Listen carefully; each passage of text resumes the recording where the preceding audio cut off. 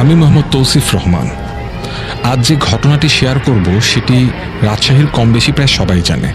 ঘটনাটি রাজশাহীর জিপিওর পাশে অবস্থিত টিবির পুকুরকে নিয়ে। অনেকে এই পুকুরকে ছোট টিবির পুকুর নামে চেনে। এই ঘটনাটি রাজশাহীর অনেকেই হয়তো নানি, দাদি বা পরিবারের বড়দের কাছে শুনেছে।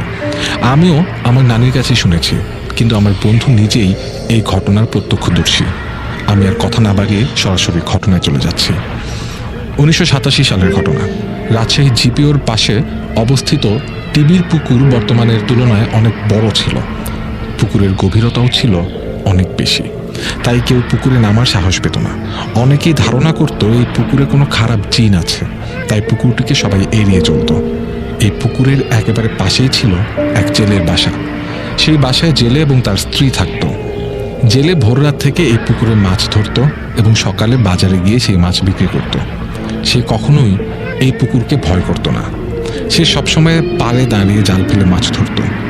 এইভাবে মাছ ধরে সে খুব একটা ভালো মাছ পেত না, তাই সে একদিন একটা ছোট নৌকা কিনে নিয়ে আসে। এরপর থেকে শুরু হয় মূল ঘটনা। সে নৌকায় করে পুকুরের মাঝে গিয়ে মাছ ধরা শুরু করে। মাছ ধরার পর সে নৌকাটিকে তার বাসার পাশে একটা বাঁশের সাথে বেঁধে রাখত। নৌকা কেনার পর থেকে সে খেয়াল করলো যে প্রতি রাতেই কেউ তার নৌকার বাঁধন খুলে নৌকা নিয়ে সম্পূর্ণ পুকুর ঘুরে বেড়াতো এবং ঠিক ভোর রাতের আগেই নৌকা আবার আগের মতো বেঁধে রাখত। সে যখন ভোর রাতে মাছ ধরতে যাওয়ার জন্য নৌকার বাঁধন খুলতে যেত, তখন সে দেখতে পেত নৌকা সম্পূর্ণ ভেজা। এটা দেখে সে বুঝতে পারত যে কেউ একজন রাতে আসে এবং তার নৌকা নিয়ে পুকুরে নামে। রাতে কে এসে নৌকা নিয়ে যায় বা নৌকা কিভাবে ভিজে যায় তা জানার জন্য সে একদিন ঠিক করে যে রাতে সে নৌকা পাহারা দেবে। তাই সে তার স্ত্রীকে তার জন্য বাইরে নৌকার কাছে রাত কাটানোর ব্যবস্থা করতে বলে। রাতে সে যখন নৌকা পাহারা দিচ্ছিল, তখন হঠাৎ করেই নৌকার বাঁধন খুলে গেল এবং নৌকা একা একাই পুকুরে ভাসতে শুরু করলো। সে তাড়াতাড়ি গিয়ে নৌকাটিকে ধরার চেষ্টা করলো, কিন্তু পারল না। সে ভাবল গতকাল ভালোভাবে নৌকা বাঁধা হয়নি, তাই নৌকা পুকুরে ভেসে গেছে। সে সকালে গিয়ে নৌকা নিয়ে আসবে ভেবে তার বাসায় গিয়ে ঘুমিয়ে পড়ে। সকালে যখন পুকুরের পাড়ে যায়, তখন দেখে নৌকা ঠিক আগের মতোই বাঁধা রয়েছে। সে এটা দেখে অনেক ঘাবড়ে যায়। এইসব কথা সে তার স্ত্রীকে বলে। তার স্ত্রী তাকে বলে এগুলো তার মনের ভুল, তাই সে যেন এগুলো নিয়ে আর চিন্তা না করে। এর পরের দিন ভোর রাতের আগেই হঠাৎ করে তার ঘুম ভেঙে যায়। তাই সেদিন সে তার স্ত্রীকে বলে একটু আগেই মাছ ধরার জন্য বেরিয়ে পড়ে। সে তার নৌকার কাছে যেতেই অন্ধকারে দেখতে পায় নৌকার পাশে একটা বিশাল আকৃতির মাছ লাফাচ্ছে। সে মাছটিকে ধরার জন্য তাড়াতাড়ি মাছটির কাছে যায়। কাছে যেতেই সে বিশাল আকৃতির মাছটি পানিতে লাফ দেয়। তাই সে তাড়াতাড়ি করে নৌকা নিয়ে পুকুরের মাছের দিকে যায় এবং জাল ফেলে। এর পরের দিন সকাল থেকে জেলেকে এবং তার নৌকাকে খুঁজে পাওয়া যায় না। জেলের স্ত্রী তার স্বামী এবং নৌকা না দেখতে পেয়ে অনেক চিন্তিত হয়ে পড়েন। তিনি একদিন অপেক্ষা করেন, তবুও তার স্বামী ফিরে আসে না। সে আশেপাশের লোকজনকে ডেকে নিয়ে আসে এবং পুকুরে খুঁজতে বলে। সবাই ভাবে এই পুকুরে জিন আছে, তাই কেউ পুকুরে নামার সাহস পায়নি। এই ঘটনার 1 মাস পরও তার স্বামী এবং নৌকাকে খুঁজে পাওয়া যায়নি বলে জেলের স্ত্রী অন্যত্র চলে যায়। জেলের স্ত্রী চলে যাওয়ার 1 সপ্তাহ পর হঠাৎ একদিন সকালে এলাকার সবাই জেলের নৌকাকে পুকুরে ভাসতে দেখে। সবাই এটা জিনের নৌকা বলে নৌকাটিকে পাড়ে তুলে পুড়িয়ে দেয়। এরপর থেকে প্রতি রাতে এলাকার মানুষ দেখতে পেত পুকুরের পানি সাদা হয়ে গেছে এবং চারদিকে অনেক কুয়াশা। সেই কুয়াশার ভেতরে একটা সোনার নৌকা দেখা যাচ্ছে। ঠিক সোনার নৌকা কিনা সেটা কেউ জানে না, তবে নৌকা থেকে এক প্রকার উজ্জ্বল আলো বের হয়। এই পুকুর নিয়ে অনেকের মুখেই অনেক ঘটনা শোনা যায়, তবে ঘটনায় দেয়া সাল এবং ঘটনা উভয়ই আমরা অধিকাংশ মানুষের কাছে শুনেছি। অনেকের মতে 1999 সালের পর এই পুকুরে ওই নৌকা আর দেখা যায়নি। বর্তমানে ওই পুকুরে সাদা পানি, ঘন কুয়াশা এবং সোনার নৌকা দেখা যায় কিনা জানি না, তবে 2007 সালে আমার এক বন্ধু এই একই ঘটনা দেখতে পেয়েছিল। আসসালামু আলাইকুম, আমি সাকিব সামি। আমার বাসা যশোর। আমি যে ঘটনাটা লিখছি সেটা আমার এক পরিচিত বড় ভাইয়ের কাছ থেকে শোনা। একটা বিশেষ কারণে তার নামটা গোপন রাখলাম। ঘটনাটা সেই বড় ভাইয়ের এক বন্ধুর সাথে ঘটেছিল। তার বন্ধুর নাম ছিল হাবিব। সে একটা সরকারি অফিসে পিয়ন পোস্টে কর্মরত ছিলেন। বড় ভাইয়ের নিষেধ থাকায় তার বন্ধুর অফিসের ঠিকানাটাও গোপন রাখলাম। তার বন্ধু হাবিব বিবাহিত ছিলেন। তার একটা ছোট ভাই ছিল, তার নাম ছিল ইয়াকুব আলী। তার বাবা মা জীবিত ছিলেন না। ইয়াকুবের বয়স যখন 7 তখন তার বাবা মারা যান। তারপর ইয়াকুবের বয়স যখন 11 তখন তার মাও মারা যান। আর তারপর থেকে ইয়াকুব তার বড় ভাই হাবিবের কাছেই থাকত। ঘটনাটা আজ থেকে প্রায় 25-30 বছর আগের ঘটনা। তখন ইয়াকুব বিয়ে 3য় বর্ষের ছাত্র ছিলেন। কথা না বাড়িয়ে সরাসরি ঘটনায় আসা যাক। হাবিব ভাই বিয়ে করেছেন প্রায় 8-10 বছর হতে চলল, কিন্তু তাদের কোনো সন্তান ছিল না। এটা নিয়ে তাদের বেশ দুঃখ ছিল। বিভিন্ন ডাক্তার কবিরাজ দেখানোর পরেও তাদের কোনো লাভ হচ্ছিল না। আশেপাশের সব বাচ্চারা খেলা করত, এটা দেখে হাবিব ভাইয়ের স্ত্রী বেশ কষ্ট পেতেন, কিন্তু তাদের তেমন কিছুই করার ছিল না। একদিন সকালে প্রতিদিনের মতোই হাবিব ভাই সকালের নাস্তা শেষ করে অফিসে চলে গেলেন। ইয়াকুবও তার কলেজে চলে গেল। আর বাড়িতে তখন হাবিব ভাইয়ের স্ত্রী একাই ছিলেন। সে দুপুরের জন্য রান্না করছিলেন, কারণ হাবিব ভাইয়ের বাসা তার অফিস থেকে কাছে হওয়ায় দুপুরে বাসায় এসে খেয়ে যেতেন। তাই তার স্ত্রী বেশ ব্যস্ততার সাথেই দুপুরের খাবার রান্না করছিলেন। হঠাৎ বাড়িতে একজন লোক এলো। তাকে দেখেই মনে হচ্ছিল যে সে আসলে পাগল। তার গায়ে ছিল ময়লা জামা, তার চুলগুলো ছিল বেশ বড় বড়, আর তার শরীর থেকে বেশ বাজে গন্ধ বের হচ্ছিল। সে হাবিব ভাইয়ের স্ত্রীকে বললেন, মা, তোর ঘরে কি কোনো খাবার আছে? আমি 3 দিন ধরে বেশ ক্ষুধার্ত, থাকলে আমাকে কিছু খেতে দে মা। হাবিব ভাইয়ের স্ত্রী বলল, ভাত আর ডাল আছে বাবা, মাছ এখনো হয়নি। আপনি কি খাবেন বাবা? তখন এই পাগল বলল, আমি মাছ খাই না, তুই ডাল দে মা। তারপর হাবিব ভাইয়ের স্ত্রী তাকে বসতে বলল। তারপর তাকে ডাল দিয়ে ভাত খেতে দিল এবং সে ভাত খেলো। খেয়ে বলল, বড় তৃপ্তি পেলাম রে মা। তারপর সে হাবিব ভাইয়ের স্ত্রীকে জিজ্ঞাসা করলো, কি রে মা, তোদের কোনো সন্তান নেই? তিনি বললেন আফসোসের সাথেই যে, না বাবা। তারপরে সেই পাগলটা বলল, চিন্তা করিস না মা, তোরও সন্তান হবে। তখন হাবিব ভাইয়ের স্ত্রী বলল, কি করে বাবা? উত্তরে পাগলটা বলল, আজ শেষ রাতে তুই আর তোর স্বামী তোদের ঘরের পেছনে যাবি, আর সেখানে গিয়ে তোদের যেই আম গাছটা আছে সেই গাছে একটা আম ঝুলন্ত অবস্থায় দেখবি। সে আমটা তুই আর তোর স্বামী দুজন ভাগ করে খাবি, আর দেখবি মা, তোর সন্তান হবে। তবে হ্যাঁ, তোর ছেলে বা মেয়ে যেটাই হোক না কেন, তার বয়স 12 বছর হওয়া পর্যন্ত তাকে বেশ সাবধানে রাখতে হবে। তারপর হাবিব ভাইয়ের স্ত্রী বলল, বাবা, এখন তো বর্ষাকাল, আর এই সময় গাছে আম কি করে হবে? পাগলটা শুনে বেশ রেগে গেল। সে বলল, তোকে যেটুকু করতে বলেছি শুধু সেটুকুই কর। আর তারপর সেখান থেকে চলে গেল। পাগল চলে যাওয়ার পর সে দেখলো পাগলটা যেটুকু ভাত খেয়েছিল তা আবার ভাতের হাঁড়িতে এসে ভরে গেছে। দেখে সে বেশ অবাক হলো। তারপর হাবিব ভাই অফিস থেকে আসলে সে সব কথা খুলে বলল। হাবিব ভাই সব শুনে বলল, তুমি হয়তো স্বপ্ন দেখছো। আর স্ত্রী বলল, না, সত্যি। বলে রাখা ভালো, তাদের পরিবারের সবাই বেশ নামাজি ছিলেন। তার পরের দিন ফজরের নামাজ পড়ার পর তারা দুজনেই ঘরের পেছনে গেল। গিয়ে তারা সত্যি সত্যি তাদের আম গাছের একটা আম দেখতে পেল। তারা অসময়ে আম দেখে বেশ অবাক হয়ে যায়। তারপরে তারা দুজনেই সে আমটা ভাগ করে খান। খাওয়ার পর তারা দুজন দুজনকে বলতে থাকে, জীবনে এত আম খেয়েছি, এরকম আম তো কখনোই খাইনি। ওই আমটার স্বাদটা একদম অন্যরকম ছিল, দুনিয়ার সাধারণ আমের মতো নয়।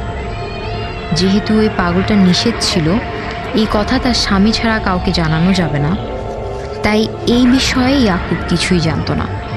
তারপরে তারা দুজনেই ঘুমাতে চলে গেল। কয়েকদিন পর হাবিব ভাইয়ের স্ত্রী টের পেল যে সে গর্ভবতী হয়েছে। আর তারপর ডাক্তারি পরীক্ষা করার পর সত্যিই জানা যায় সে গর্ভবতী হয়েছে। তারা বেশ খুশি হলো। তার কয়েকদিন পর হাবিব ভাইয়ের স্ত্রী একটা ফুটফুটে কন্যা সন্তানের জন্ম দেয়। আদর করে তার নাম দেয় লামিয়া। সেই লামিয়া যখন একটু একটু হামাগুড়ি দেয়, তখন থেকেই সে একটু দুরন্ত প্রকৃতির ছিল। এক জায়গায় সে চুপচাপ বসে থাকতে পারত না, হামাগুড়ি দিয়ে এদিক ওদিক চলে যেত। হাবিব ভাইয়ের স্ত্রী তাকে সব সময় চোখে চোখে রাখতো, কারণ সেই পাগলটা তার 12 বছর পর্যন্ত তাকে বেশ সাবধানে রাখতে বলেছিল। তার কয়েকদিন পর লামিয়া হাঁটা শিখে গেল। তাদের বাড়ির পেছনে বেশ বড় একটা পুকুর ছিল, আর এর জন্যই তাদের বেশ ভয় ছিল। এক সময় হাবিব ভাই ঠিক করলো তার মেয়ের মাজায় একটা ঝুনঝুনি বেঁধে দিবেন, যাতে তিনি যখন বাড়িতে থাকবেন না তার স্ত্রী যেন টের পায় মেয়ে কোন দিকে গেছে। কিন্তু তারা যে ভয় পেত ঠিক সেটাই হলো। একদিন হঠাৎ করে সকাল থেকে লামিয়াকে কোথাও খুঁজে পাওয়া যাচ্ছিল না। অনেক খোঁজাখুঁজির পরও তাকে পাওয়া যাচ্ছিল না। সে যখন নিখোঁজ হয় তখন তার বয়স ছিল 5 বছর। বিকেলে লামিয়ার লাশ তাদের বাড়ির পেছনে ওই পুকুরে ভেসে ওঠে। তার মুখটা সাদা ফ্যাকাশে হয়ে গিয়েছিল। হাবিব ভাইয়ের স্ত্রী অনেক অসুস্থ হয়ে গিয়েছিলেন। তিনি বারবার জ্ঞান হারিয়ে ফেলছিলেন। তিনি এতটাই অসুস্থ হয়ে গিয়েছিলেন যে তাকে হাসপাতালে ভর্তি করতে হয়। আর হাসপাতালে ভর্তি করার কারণে তিনি তার মেয়েকে শেষ দেখাটাও দেখতে পারেননি। আর লামিয়ার শেষ গোসল ও জানাজাটা ভালোভাবে করা সম্ভব হয়নি, কারণ তার লাশটা অনেক ফুলে ফেপে গিয়েছিল, কারণ সে অনেকক্ষণ পানির মধ্যে ছিল। ঘটনা শুরু হলো বেশ কিছুদিন পরে। হাবিব ভাই একদিন রাতে টয়লেটে যাওয়ার জন্য ঘর থেকে বের হন। আমরা জানি গ্রামের টয়লেট সবসময় বাইরে থাকে। আর বলে রাখা ভালো, লামিয়ার কবরটা ছিল হাবিব ভাইয়ের বাড়ির পেছনের বাগানে। টয়লেটের কাজ শেষ করে তিনি যখন তার ঘরের দিকে যেতে শুরু করলো, তখন সে দেখতে পেল তার মেয়ে লামিয়ার কবরের দিক থেকে একটা আলো উঠে এদিক ওদিক চলে গেল। সে একটু ভয় পেল। তারপর সে তার ঘরের ভেতরে চলে গেল। তারপরের রাতে তারা উঠানে কারো হাঁটাহাঁটির আওয়াজ পেতে শুরু করলো। আর শুধু তাই না, তারা রাতে তাদের উঠানে ঝুনঝুনির আওয়াজ পেত। তাদের মনে হচ্ছিল যে কে যেন ঝুনঝুনি পড়ে তাদের উঠানে এদিকে ওদিকে দৌড়াদৌড়ি করছে। তারা সবাই সে শব্দ পেলেও তারা ভয়ের কারণে বের হওয়ার সাহস পাচ্ছিল না। আর হাবিব ভাইয়ের স্ত্রী তার মেয়েকে কোনোভাবেই ভুলতে পারছিলেন না। সে সব সময় তার মেয়ের কবরের কাছে যেত, কবরের উপরে শুয়ে কান্নাকাটি করত। তারপর প্রতিবেশীরা তাকে সান্ত্বনা দিয়ে বুঝিয়ে তাকে তার বাড়ি নিয়ে আসতো। একদিন তারা দরজায় কড়া নাড়ানোর আওয়াজ পেল। দরজার বাইরে কে যেন দাঁড়িয়ে আছে, বলছে, আব্বু দরজা খোলো, আমি তোমার লামিয়া। তারা বেশ ভয় পেল। হাবিব ভাই দরজা খুলতে না চাইলেও তার স্ত্রী এক দৌড়ে গিয়ে দরজা খুলে দেয়। তারা দেখে যে তাদের মৃত মেয়ে লামিয়া দরজার বাইরে দাঁড়িয়ে আছে। তার চেহারাটা পুরো ফ্যাকাশে ছিল, যেমন অনেক সময় পানিতে ডুবে থাকলে মানুষের যা হয়। সে হাবিব ভাইকে বলছে, তোমরা আমাকে সেই বাগানে একা ফেলে আসছো, আমার একা থাকতে অনেক কষ্ট হচ্ছে। তারপর হাবিব ভাইয়ের স্ত্রী তাকে কোলে নিতে চাইলে হাবিব ভাই নিতে দিলেন না। তিনি তার স্ত্রীকে ঘরের ভিতরে ঢুকিয়ে দরজা বন্ধ করে দিলেন। একদিন অফিস শেষ করে সে সন্ধ্যার সময় বাজারে ঘুরতে গেল। সে গিয়ে একটা চার দোকানে বসলো। চার দোকানে তার পাশের এক প্রতিবেশীও চা খাচ্ছিল। তখন সে তাকে বলল, আমি প্রায় একটা বিষয় দেখি, তোমরা কি সেটা দেখো? হাবিব ভাই বলল, কি? সে তখন বলল, আমি প্রায় আমার ঘরের জানালা দিয়ে যেখানে তোমার মেয়ের কবর দিয়েছো সেখানে একটা আলো দেখি। আলোটা এদিক থেকে ওদিকে চলে যায়। আমি প্রথমে ভাবতাম তোমাদের বাড়ির কেউ হয়তো মোমবাতি নিয়ে টয়লেটে যায় ওই আলোয়, কিন্তু আমি একদিন বিষয়টা ভালোভাবে লক্ষ্য করলাম। কিন্তু তখন দেখলাম সেখানে কোনো মানুষ নেই, শুধু আলো আছে। তারপরে একটা খুশির খবর জানা যায়, হাবিব ভাইয়ের স্ত্রী দ্বিতীয়বার আবার গর্ভবতী হয়। আর কয়েকদিন পর তিনি আবার আরেকটি কন্যা সন্তানের জন্ম দেয়। তারা বেশ খুশি হলো। সন্তান জন্ম দেওয়ার ফলে হাবিব ভাইয়ের স্ত্রীকে হাসপাতালে ভর্তি করতে হয়। তখন তাদের বাড়িতে কেউ ছিল না, শুধু ইয়াকুব একা ছিল। হাবিব ভাই রাতে তার স্ত্রীর সাথে হাসপাতালে ছিল। সে সকালবেলায় বাসায় ফিরে দেখল ইয়াকুব অজ্ঞান অবস্থায় উঠানে পড়ে আছে, আর তার গায়ে বিশাল জ্বর ছিল। হাবিব ভাই তাকে জিজ্ঞেস করলেন, তোর কি হয়েছে? ইয়াকুব যা বলল তা ছিল এমন যে, ভাইয়া তোমরা যখন হাসপাতালে চলে গেলা আমি তখন বাসায় একা ছিলাম। আমার একা একা বাসায় থাকতে কেমন একটা ভালো লাগছিল না। আমি তখন আমার কিছু বন্ধুকে আমার বাড়িতে রাখলাম।